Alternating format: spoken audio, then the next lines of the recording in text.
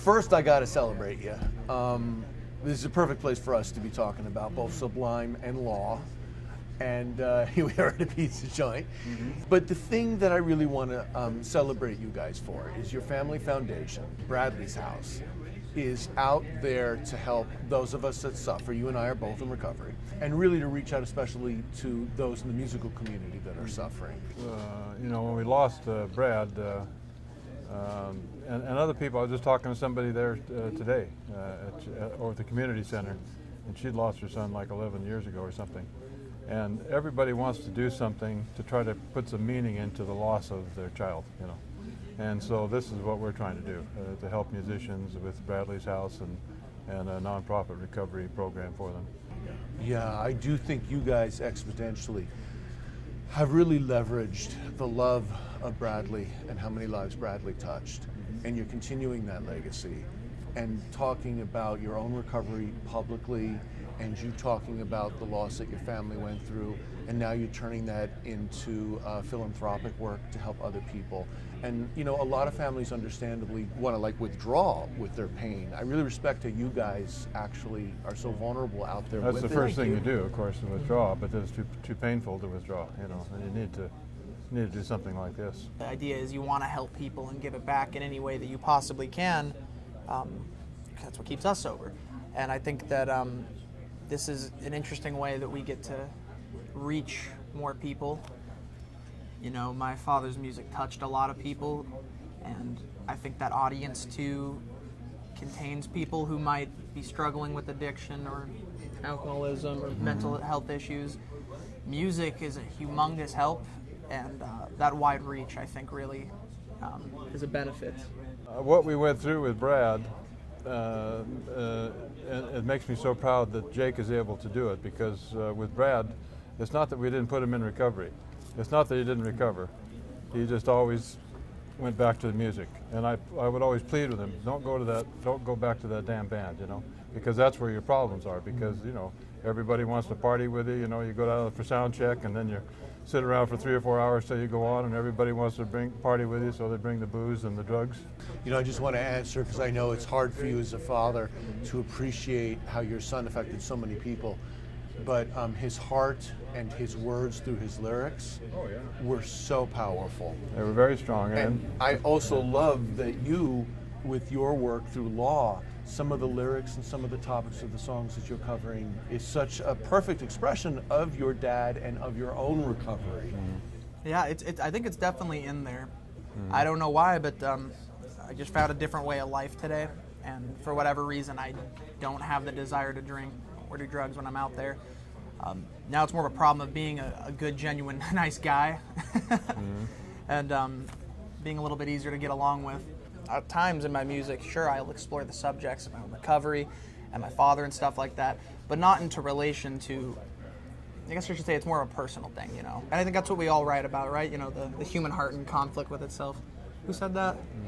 Forget. One thing that just occurs to me is that you're celebrating your bandmates who are not in recovery like yourself, but they seem to get and respect your recovery.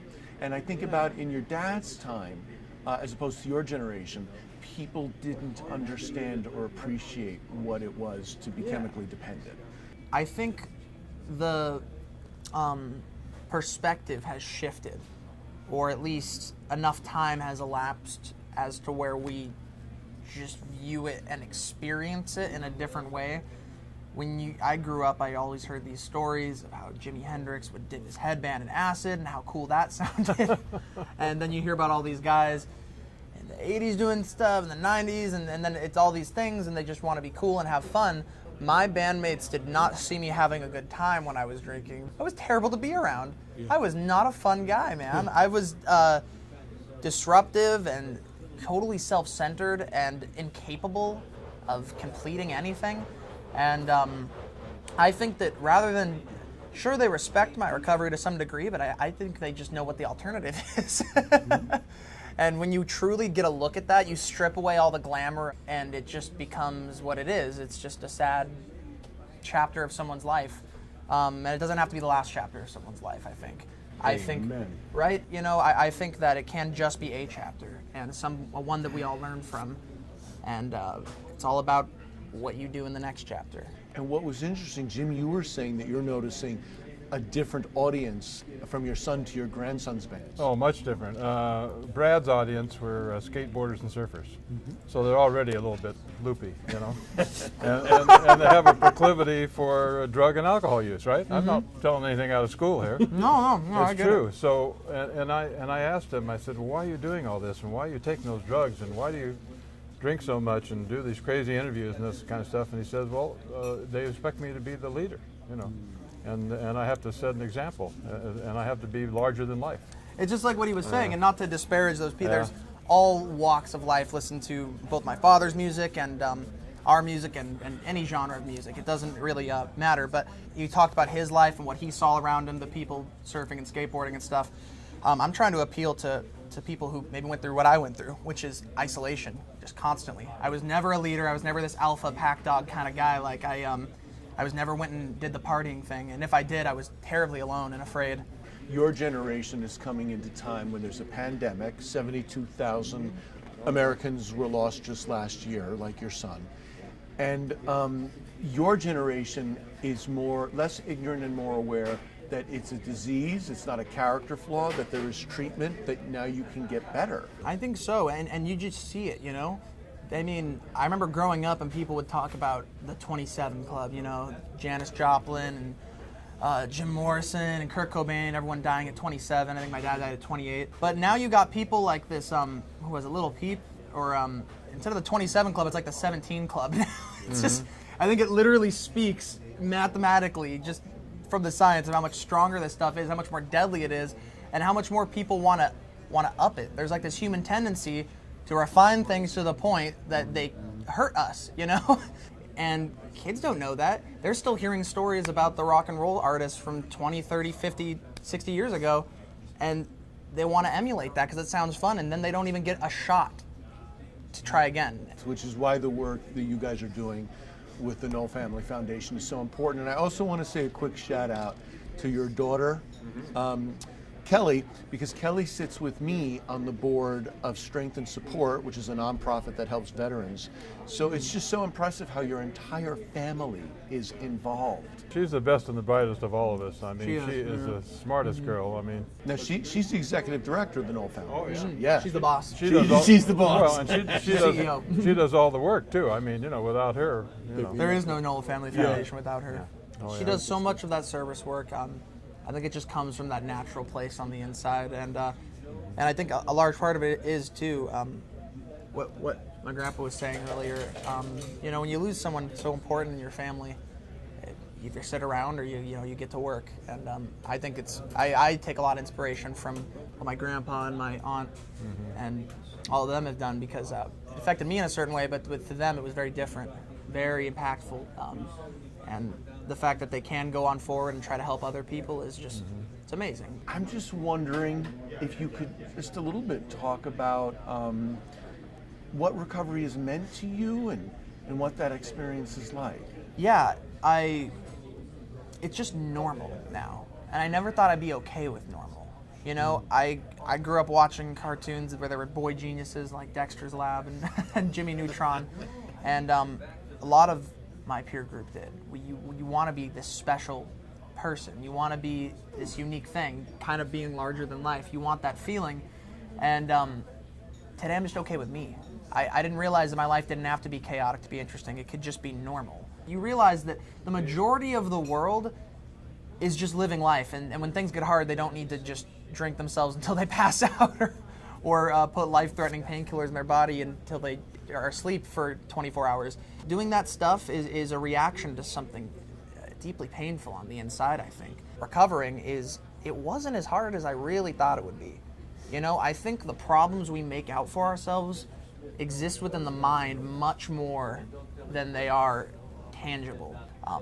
I felt that ever since I was 6 years old. I come home with my packet of homework and I go, oh, it's impossible.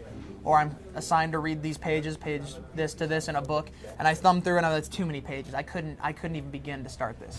Until you have the experience where you do it, and it didn't take you that long, you know? I started to feel better within time. I started to do this. It was still difficult. There was times where I was angry. There was times when I felt incapable and inadequate and less than, but I could keep doing it. Here we are in a pizza place. There's beer signs all over the restaurant. Oh, yeah. I don't mean to point that out to you, but No, it's true. now that you're in recovery, do you even care or notice? It's so funny. It's that piece of me has become so small now. I think it just gets smaller with time. Not even just with time, but with how much work you're willing to do yourself, and with whatever your path is to get sober.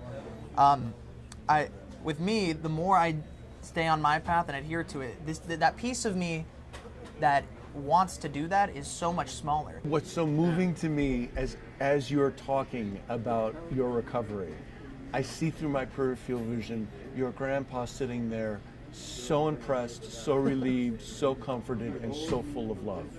And it's just wonderful to see. So congratulations for you for taking the action steps Thank you. to participate and maintain your recovery. And I know what that means to your grandpa. But I keep comparing him with his father, unfortunately, But That's a given. and we wanted to obviously get his father into a 12-step program, but he wouldn't go for it. But when he got out he was a real good student, and he went up to UC Santa Cruz for his first couple of years. And then they always talk about philosophy, but they don't really talk about religion, So you get, and when he came back to Long Beach State, where Jake is a junior right now. And I said, well, why'd you come back? And he said, well, they're all up there talking about these great problems, what's life about and what's all this? And he said, but they don't have any answers. And I said, well, maybe a 12-step program would be the answer, but he just, he couldn't do it. He couldn't surrender himself to a greater power, And that's what Jake has been able to do. So he's much stronger than his father ever was. I'm just so celebratory of 3 generations of your family. From what you did and in part to your son and your daughter, to what you have inherited and are now expressing, to the amazing charity work you're doing both with the Nowell Family Foundation, Bradley's house, and Kelly sitting on the board of strength and support for the veterans. Your family has exponentially touched so many lives through 3 generations, and I just think your family's amazing. I really do. We're lucky that people pay attention to us a little bit, but the only reason they do is because of Brad, of course, and now because of him. So it's it's working out. Exactly what I was saying. We get this unique platform. And Jake so many goes people around. wanna- Jake goes around and plays at different recovery and hospital and stuff. Does acoustic stuff for those people, and he's really putting it in there. Oh yeah, through my buddy Will, he's helped me. He does music therapy at a lot of different treatment centers and stuff like that, and mental health institutions and that sort of thing. And he's helped me. Allowed me to come on with him and play some songs with him because his music touched so many people and is so widespread and popular, especially here in California. You go to one of those places and I play for them, and me being who I am and the music being what it is that they like, it's this hugely special treat for them. And we're not the only family who wants to help people, and I'm not the only alcoholic who wants to help people. It was Todd Zulkins that came up with the idea of Bradley's house, opening our own recovery house. My wife, Janie, she goes down a couple days a week to the Long Beach Rescue Mission and volunteers down there. Actually, she sews for them. She brings her sewing machine and mends all their clothes. Yeah. And they've got about 100 guys at the men's mission and a bunch more at the ladies' mission across the street. We're all on the same team to save lives, destigmatize, make recovery attractive, accessible, and possible. Well, it's guys like Jake at his age and the success he's had at music that people who are thinking about recovery can look at him and say, well, that's a pretty cool guy. That's something I could say out there, yeah. If you're thinking about being in recovery, or you are in recovery, and you like loud rock music, come to a lot show. Exactly. Come talk to me, man. I'll make sure we don't drink that night. Exactly. Come to a law show, and I swear you'll be okay there. And recovery is fun. It is. Yeah. We have a good time. We really do. If you or a loved one is suffering from addiction or substance abuse issues, you do not have to do it alone. Call Pacific Solstice Behavioral Health now at 949-200-7929.